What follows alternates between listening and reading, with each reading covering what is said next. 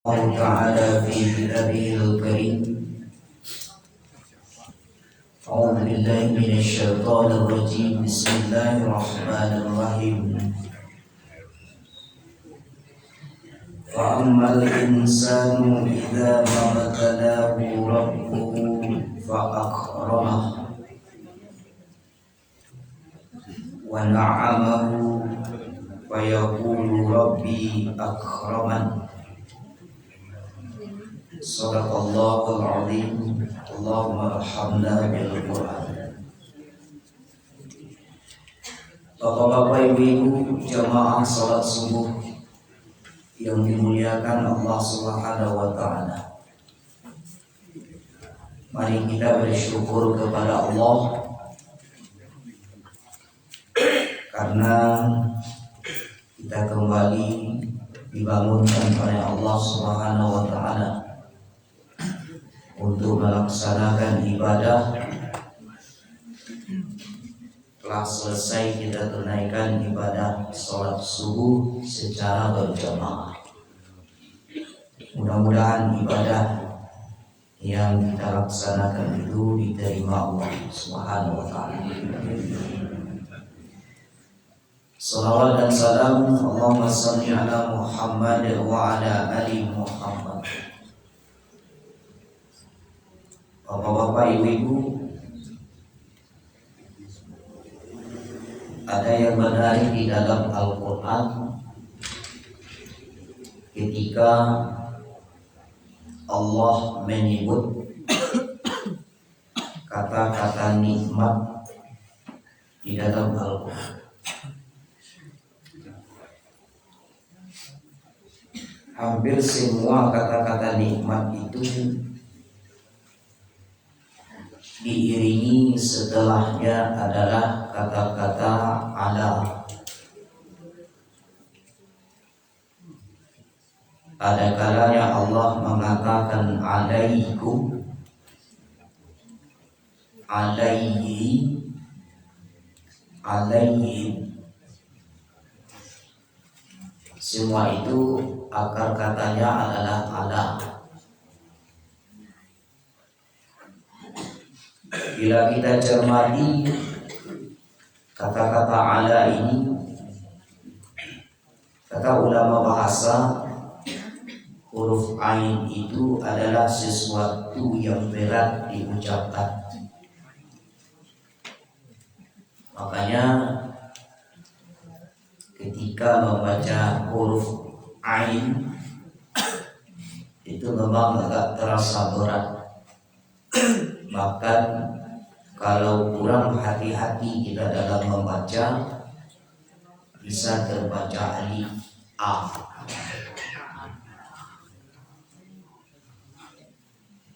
Ya do ain, lalu a.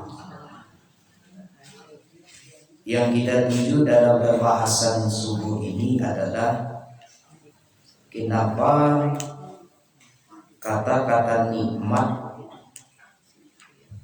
selalu diiringkan oleh Allah dengan kata-kata ada.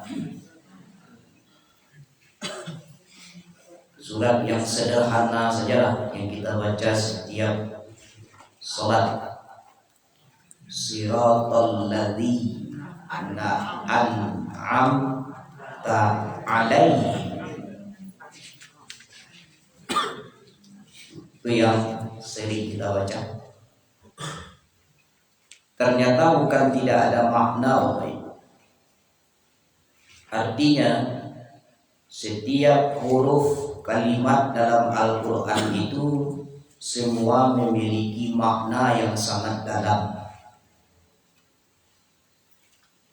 Kalau kita melihat dalam ayat yang kita bacakan di awal tadi, surah 89 ayat 15 dan 16,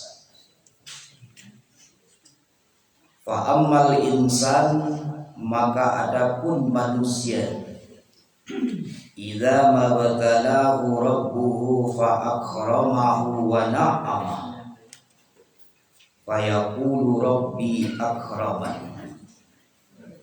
Apabila Tuhannya memberikan nikmat kepadanya, maka dia akan mengatakan, Tuhanku memuliakanku. Ada di situ kata-kata nikmat, Bapak. Semua yang Allah berikan kepada kita itu namanya nikmat. Maka menariknya di dalam Al-Quran, kata-kata nikmat ini sering disandingkan dengan kata-kata ala. Kata para ulama, kenapa disandingkan dengan kata-kata ala? Apakah itu kalimatnya alaihim, alaihi, atau alaikum? Ini memberikan isyarat atau pesan dalam ayat itu bahwa sesungguhnya nikmat Allah itu amat berat atas kamu. Amat berat. Artinya ketika kita bergembira menerima semua nikmat yang Allah berikan saat mendapatkannya, apakah itu berbentuk harta, pangkat, atau jabatan, ataupun keturunan, itu kan nikmat Allah semua. Biasanya manusia apabila memperoleh itu, dia sangat bergembira, senang. Ini menunjukkan bahwa semakin banyak nikmat yang Allah berikan kepada manusia,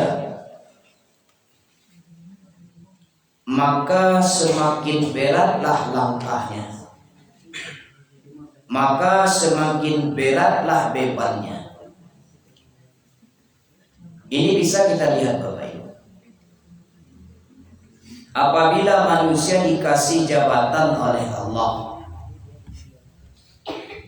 maka jabatan itu kalau dia tidak pakai, tidak bergunakan sebagai jembatan menuju surganya atau sebagai ibadah di atas dunia, maka jabatan itu menjadi berat baginya, baik di dunia ataupun akhirat. Harta juga demikian. Semakin banyak harta diberikan oleh Allah kepada seseorang, maka besar kemungkinan maka akan semakin beratlah bebannya di atas dunia. Apakah itu beban pikiran, waktu, dan lain sebagainya. Maka tidak mudahlah jadi orang kaya. Jangan kira-kira orang kaya itu tidak ada beban. Kita jam 9, jam 10 tidak bisa lalu. Orang kaya itu jam 2, jam 3 masih memikirkan harta juga. Itu di atas dunia. Masih memikirkan uang masuk, uang keluar. Masih memikirkan tentang bisnis dan usahanya. Sementara kita barangkali sudah tertidur lelap. Begitu juga anak keturunan. Makanya Allah menyandingkan kalimat apa yang membuat manusia itu lalai. Dua disebutkan oleh Allah, al-malu wal banun. Kalau tidak harta, pasti anak cucu atau keturunan. Pak, pada pai sholat berjamaah, kadai sadarami pelanggan ibu, pekerjaan sedang banyak. Itu kan harta itu. Ibu pada pai majelis taklim, cucu pulang, cucu di rumah, sehingga masuk cucu tidak jadi baik. Dan ini membuktikan Bapak Ibu semakin banyak nikmat Allah itu terhadap seseorang, maka semakin beratlah langkahnya. Maka dari itu kata-kata nikmat dalam Al-Quran disandingkan dengan kata-kata ala. Wadhkuru ni'matallahi 'alaikum. Dan banyak-banyaklah kamu mengingat Allah, karena nikmat Allah itu banyak terhadap kamu. Alaikum, atas kamu. Asal katanya ala. Nikmat alaikum. Dan juga Bapak Ibu, di dalam ayat lain, ya ayyuhalladzina amanu dzkuru ni'matallahi 'alaikum. Sama begitu juga. Kata-kata nikmat itu disandingkan dengan kata-kata ala. Berarti di sini pesan Allah, setiap nikmat yang diberikan kepada kamu bukan lepas begitu saja, tetapi semakin beratlah langkah kamu. Wa in taqulu lilladzi an'ama Allahu 'alaihi, ada alaihi di situ. Sama asal katanya ada juga. Atau dalam ayat yang kita baca dalam surah Al-Fatihah tadi. Siratal ladzina an'amta 'alaihim. Kalau tidak alaikum, alaihi. Kalau tidak alaihim, tetap ada adanya di situ. Maka inilah yang menarik untuk kita bahas Bapak Ibu.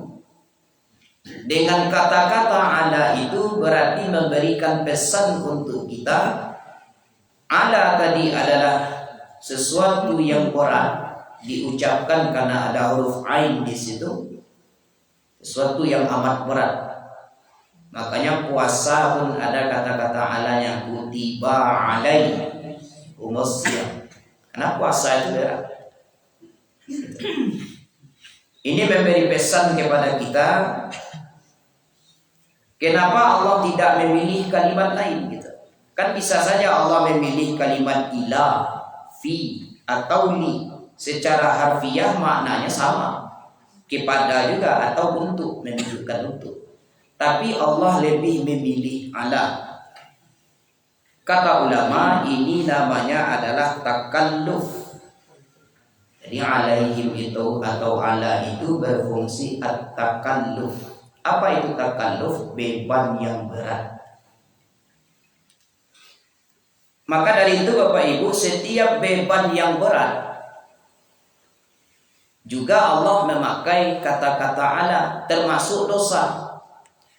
Dosa menjadi beban tidak bagi kita? Iya. Orang kalau semakin banyak dosanya, semakin berat. Berat apa? Berat melakukan ibadah. Kalau semakin banyak seseorang melakukan amal soleh atau kebaikan, maka semakin mudah dia melakukan ibadah. Patokannya di situ saja, Pak. Kenapa kita berat bangun malam? Boleh jadi memang mungkin amalan kita masih kurang. Karena tidak mudah bangun malam itu. Maka dari itu ketika Allah menyebutkan masalah dosa, Allah memakai kalimat ala. Kita ambil contoh. Laha ma kasabat wa 'alaiha maktasabat. Kamu itu. Laha ma kasabat. Kalau sesuatu yang bernilai apa yang kita usahakan berbentuk pahala, laha kalimatnya. Lam di situ dipilih oleh Allah. Laha. Tapi kalau berbentuk dosa, Allah menukar kalimatnya dari la menjadi ala. Wa 'alaiha. Kan ala asal katanya itu. Wa 'alaiha maktasabat. Dan apa saja yang kita kerjakan berbentuk dosa, 'alaiha ain di situ. Bertambah beratlah bagi kamu. Baik beratnya di dunia, apalagi di hari akhirat kelak. Nah, jemaah yang dimuliakan oleh Allah Subhanahu wa taala, maka pembahasan ini semakin banyak nikmat Allah, maka semakin berat pula lah langkah kaki kita di hari akhirat kelak. Begitu. Pilihannya ada. Apa pilihannya Ustaz? Kata Allah, inna a'tayna kal kautsar. Sesungguhnya kami telah memberimu nikmat yang sangat banyak. Kan begitu isyarat Allah. Inna a'tainakal kautsar. Walaupun ayat ini ditujukan kepada Nabi Muhammad, ya kita kan umat Nabi Muhammad. Sama untuk kita juga demikian. Kata Allah, sesungguhnya kami telah beri kamu nikmat yang sangat banyak.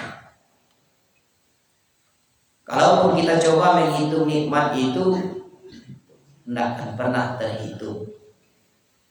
Mulai dari bangun hingga tidur, bangun lagi, tidur lagi, dan begitu seterusnya. Bahkan saking sayangnya Allah sama kita, kalau dihitung-hitung tentang kesehatan, kita jauh lebih banyak sehat daripada sakit. Sehat itu nikmat, dan kita lebih banyak sehat daripada sakit.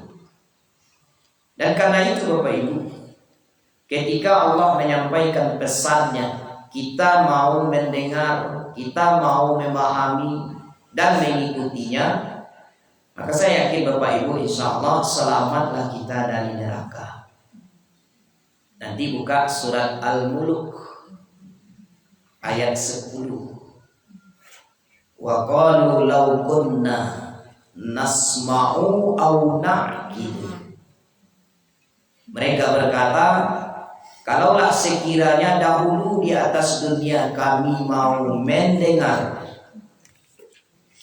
ya, dan mau memahami tentang peringatan-peringatan Allah, pastilah kami tidak akan masuk ke dalam api yang menyala-nyala. Itu penyesalan. Syaratnya Allah mendengar. Jadi duduk Bapak Ibu disikukan mendengar ini, itu tidak selamat dari neraka. Apalagi aunakilu, mengamalkan, memahami apa peringatan-peringatan Allah dari ayat-ayat itu. Bukankah kita semua diberikan oleh Allah panca indera, salah satunya mendengar, telinga. Apa guna telinga? Mendengar. Itu makanya kita sebagai agama Islam berbangga punya Nabi Muhammad. Walaupun hadis ini masih diperselisihkan oleh ulama hadis, tapi paling tidak menjadi pelajaran untuk kita ketika bayi lahir itu diazankan. Apa sebab? Ternyata Bapak Ibu, kata para ahli, manusia ketika lahir ke atas dunia, panca indera pertama yang berfungsi itu telinga. Itu aku mengazankan itu di telinganya, karena itu sudah berfungsi. Begitu Bapak Ibu. Dan menarik lagi, ketika manusia meninggalkan dunia ini dalam keadaan sakaratul maut, panca indera itu yang terakhir berfungsi adalah telinga. Itu makanya muncul hadis lakinu mautakum bi kalimatin la ilaha illallah. Talkinkan bisianka talingonya kalimat la ilaha illallah. Kenapa? Karena telinga itu panca indera terakhir berfungsi. Iya. Dan kehidupan kita di atas dunia ini, kalau acok mendengar, acok memahami tentang peringatan Allah, tidak akan masuk neraka. Allah yang jamin. Surah Al-Mulk tadi. Bukankah dalam surat Al-Mulk tadi penyesalan penduduk neraka?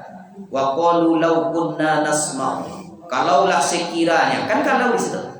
Kalau dulu dia teh dunia den, itu amuah mandanga, maka mandanga di situ. Mandanga kan?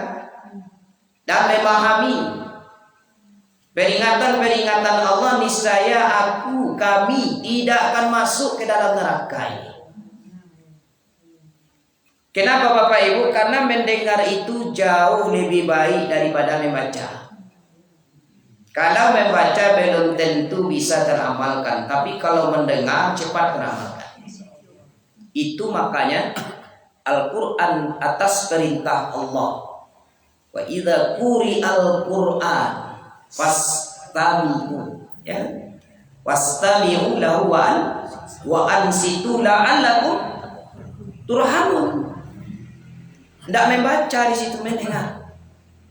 Apabila dibacakan Al-Quran, dengar, kayak begitu. Ikuti, diam, kamu akan mendapat rahmat. Kata-kata mendengar disandingkan dengan rahmat. Mau mendengar dapat rahmat. Dan kalau kita rujuk sampai ke akhirat, ayat-ayat Al-Quran menjelaskan tentang pendengaran Bapak Ibu. Inna sam'a wal basara. Kan gitu kan? Pendengaran itu dulu ditanya. Sesungguhnya pendengaranmu, baru penglihatan. Kalimatnya sam'a dulu. Pendengaran dulu. Sesungguhnya pendengaranmu akan ditanya. Pendengaran dulu baru penglihatan. Baru semua apa yang ada dalam isi hati. Surat 17 ayat 36. Dalam surat 32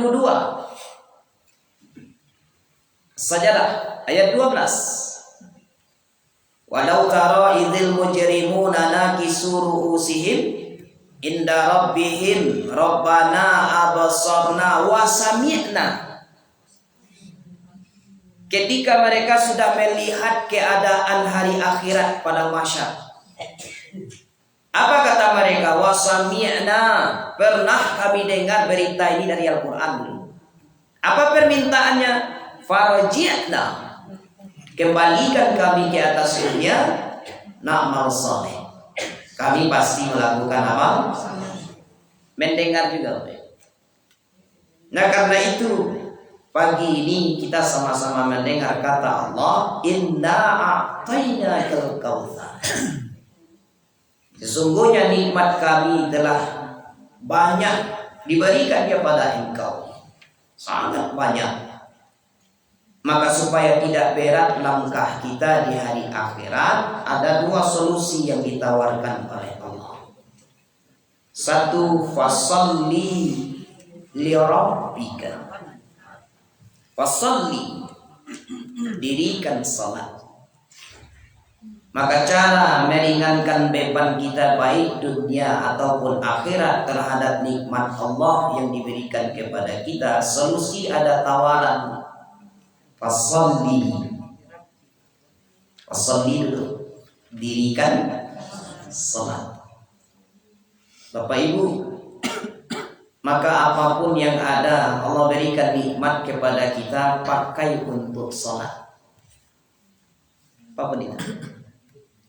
Bapak Ibu yang punya banyak pakaian baju di rumah, supaya ringan hisab kita, supaya tidak berat di hari akhirat kita, pakai diganti-gantikan untuk sholat. Yang itu saja. Mamasa itu, bujulalo itu, kepala itu, kebasa itu. Baju banyak. Untuk meringankan itu. Kenapa? Karena dia bersaksi nanti di hadapan Tuhannya. Pakaian ini kan benda. Mulut manusia dikunci. Semua dikunci. Apa yang bersaksi benda-benda mati? Semua izin Allah. Dia berbicara, memberikan kesaksiannya. Itu baru wajib. Bapak Ibu punya kendaraan, pakailah kendaraan itu untuk sholat, mengantarkan kita. Kalau ada alasan kita rumah saya jauh, nanti Allah akan bertanya, mobil bukan ada, sepeda ada, motor ada. Bagaimana kita menjawab di hadapan Allah nanti? Bapak Ibu, sementara benda itu yang bicara, kita terdiam. Maka dari itu supaya meringankan, pergi ke majelis taklim juga begitu. Pakailah. Kami sangat memuliakan anak cucu Adam. Yang mana? Yang amanu wa amilus sholihat. Mereka yang beriman dan beramal soleh. Mulia. Hebatnya lagi umat Islam itu kehidupannya dari waktu sholat ke waktu sholat, kematiannya dari waktu sholat ke waktu sholat. Coba lihat. Kapan seseorang lahir?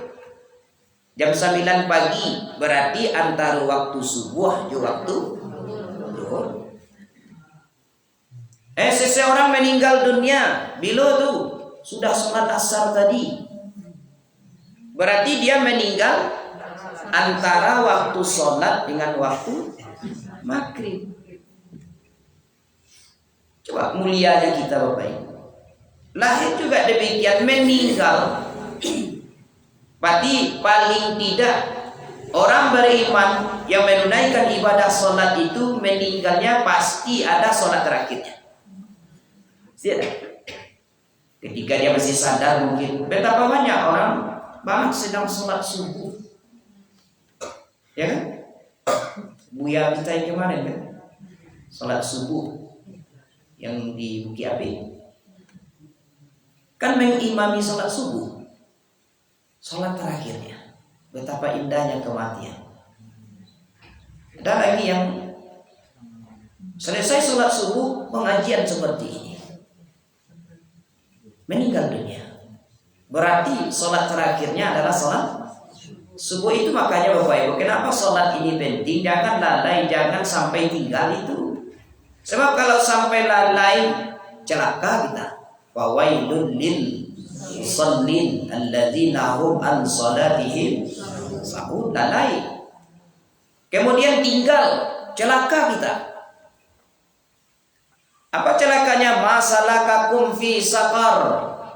Apa yang menyebabkan kamu masuk ke dalam neraka ini? Qalu, mereka berkata, lam naku minal musallin. Kami dahulu orang yang meninggalkan sholat. Celaka, masuk neraka, meninggalkan sholat. Begitu Bapak Ibu. Maka cara meringankan beban kita di hari akhirat, fasholli rabbika, dirikan salat. Yang berikutnya, kata Allah, setelah salat, wanhar, menyembelihlah, berkorban. Nah, kan sampai ya ke tujuan kaji, boleh putar-putar dulu kan, ujungnya kemari. Sampai kata-kata ini Bapak Ibu, kalau sholat tadi setiap waktu, ada ibadah ini bulanan, ada mingguan, ada tahunan. Nah ibadah yang kita tuju ini tahunan. Wanhar. Bapak Ibu kalau mencermati bahasa Arab, wanhar itu kan menyembelih hatinya. Kalau kurban ya kurban juga. Korban itu bahasa Arab. Ini menyembelih. Dalam bahasa Arab menyembelih itu ada 3. Nah, itu boleh dicek nanti. 1 kalimatnya dohaya, adha. Makanya muncullah kalimat Idul Adha, kembali menyembelih, atau hari raya Idul Adha. Adha itu menyembelih artinya. Mungkin Bapak Ibu membaca lagi di dalam hadis Nabi misalkan. Apa kata Rasulullah SAW? Man wajada sa'atan wa lam yudhha. Akan itu dipakai Rasulullah kalimatnya. Walam yudhha fala yaqrabna fi masajidina. Siapa orang yang mereka itu mampu ada harta, lalu dia tidak melakukan penyembelihan, yudoha di situ kalimatnya, maka janganlah mendekati tempat atau masjid kami atau tempat sholat kami. Dia mampu tidak ikut menyembeli, jangan dekat-dekati tempat sholat kami, kata Nabi. Saya yakin semua yang dalam masjid ini insya Allah mampu. Aku tadi kecek Allah, kalau Allah mandanga selamat dari neraka. Untuk meringankan beban kita di hari akhirat, wasalli wanhar. Subuh inilah itu dana. Apa itu? Supaya meringankan beban kita di hari akhirat, salah satu caranya menyembelih hewan kurban. Nah, saya belum mampu, Ustaz. Karena hukumnya sunat. Kan kita masih berpacu dengan beralasan. Karena ibadah ini sunat. Sunat muakkad. Sunat yang sangat dianjurkan. Ketika kita mendengar perintah Nabi, kalau ada ancaman Bapak Ibu, berarti Nabi tidak menyebut wajib saja. Kalau bagi diri Nabi wajib, bagi dia. Ya, apa tujuannya? Supaya kalau ibadah ini kita lakukan Bapak Ibu sesuai dengan namanya, korban. Nanti baca Quran surat ke-5 ayat 27 Al-Maidah. Di situ ada kata-kata kurbanan. Watslu alaihim. Muhammad ceritakan kepada mereka tentang kisah dua anak Adam. Mereka berkurban, kurbanan. Di situ, dia asal katanya kurbanan itu di situ, Pak. Dari situ. Kurban itu salinan dari bahasa Arab. Kurban. Nah, kalau menyembelih beda lagi. Dari situ diambil. Apa itu kurban? Nah, ini rahasianya di sini. Kalau melihat dari kalimatnya, kurban itu asal katanya qoroba. Artinya dekat. Dekat. Muncul kalimat akrab. Akrab itu sama asal katanya. Akrab, karib. Karib apa artinya? Dekat kan? Akrab sama asal katanya qoroba juga. Menariknya kata-kata kurban ditambahkan oleh Allah huruf alif dan nun terakhirnya. Kurbanan disingkat menjadi kurban. Kan begitu? Alif nun terakhirnya. Apa fungsi alif dan nun itu?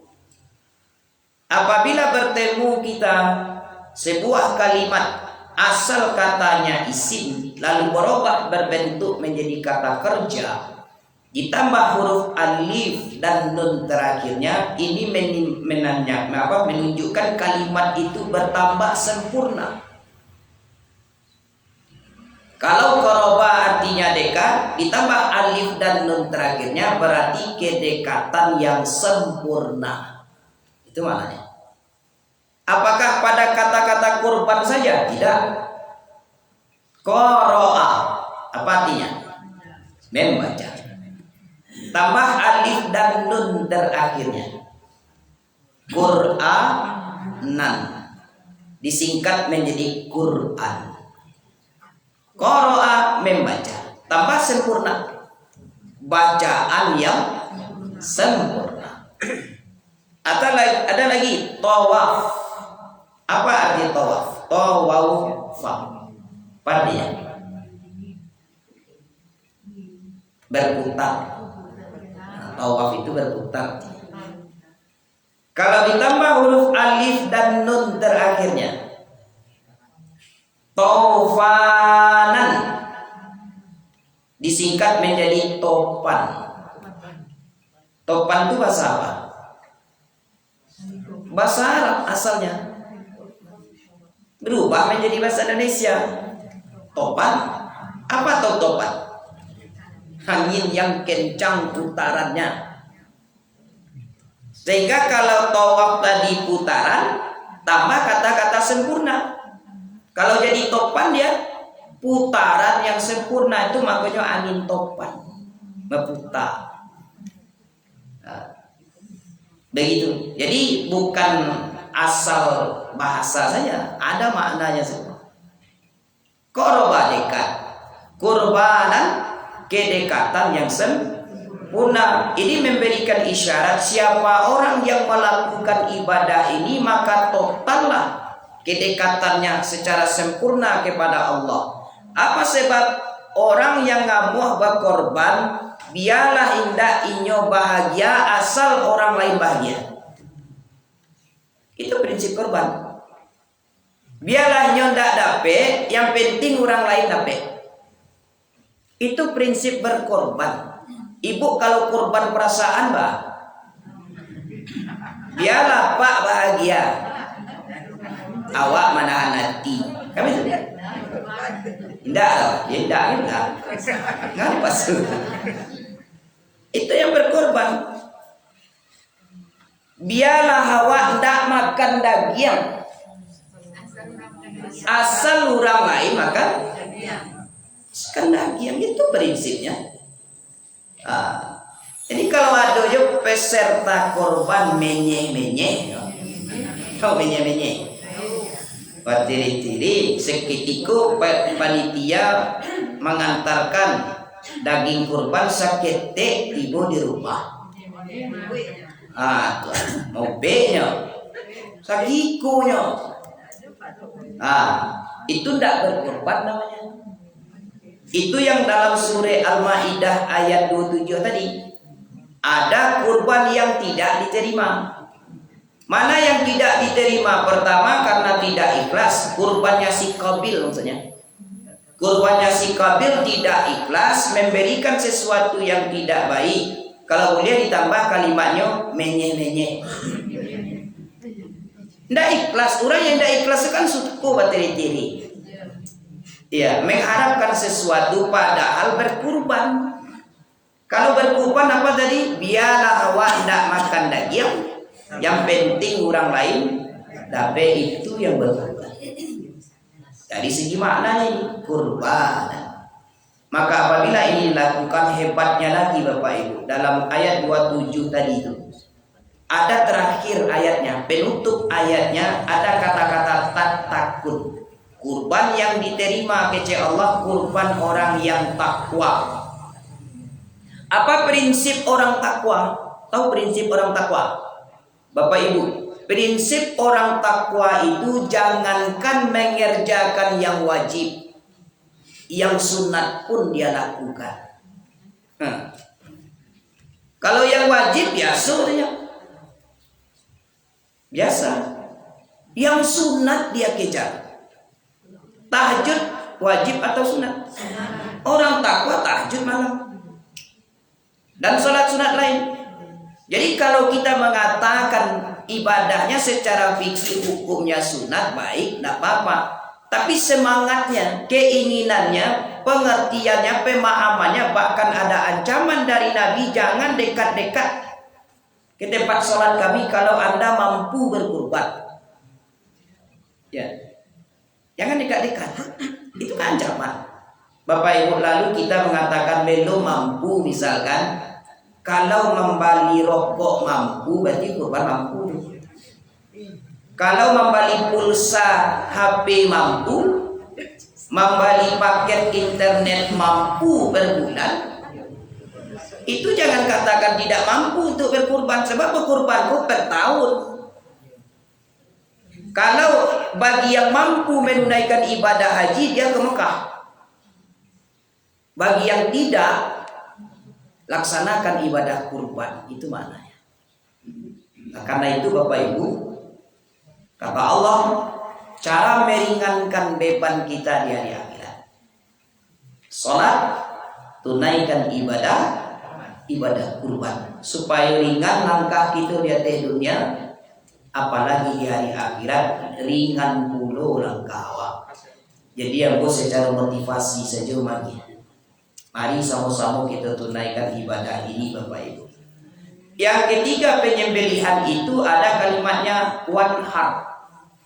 Kalau tadi apa yang pertama udhiyah atau dohaya asal katanya Idul Adha, hari penyembelihan. Kemudian zabaha. Zabaha juga penyembelihan artinya. Bapak Ibu di dalam Quran surat 37 ayat 107. Wa fadainahu bidzibhin 'adzim. Bidzibhin. Penyembelihan juga di situ. Tapi penyembelihannya khusus diberikan atau khusus domba dan kambing. Itu makanya penyembelihan Nabi Ibrahim itu ndak wanhar kalimatnya, ndak nahar. Zibhun. Itu penyembelihan kibas atau kambing khusus itu, ya penyembelihan juga, tapi khusus itu. Nah, kalau penyembelihan Adha itu penyembelihannya hanya 4 hari, tanggal 10, 11, 12 dan 13, begitu. Kalau yang lain itu tuh khusus disandarkan kepada Nabi Ibrahim. Kalau wanhar ini yang menarik. Apa itu ayat yang kita baca tadi setelah Allah menyebutkan bagi kamu nikmat yang banyak, menyembelihlah wanhar. Karena Allah menyebutkan kalimat nikmat dulu. Jadi bercerminlah kita ke diri kita, apakah kita ini masuk kategori yang mampukah atau memang samping. Ya begitu. Kalau kita katakan tidak mampu, saya rasa sulit mengatakan itu. Apa sebab? Kalau yang lain cah balioto, cah baliona, cah bali rumah, cah bali itu berkorban satu. Begitu Pak Ibu. Jadi cara memahaminya coba renungkan, dengarkan, pahami, laksanakan. Kalau tidak Bapak Ibu tidak ikut tahun ini, Bapak Ibu kita semua mesti menunggu tahun depan. Kalau masih hidup. Kalau tidak hidup berarti kurban tahun ini kurban terakhir kita di atas dunia. Semoga ada manfaatnya. Assalamualaikum warahmatullahi wabarakatuh.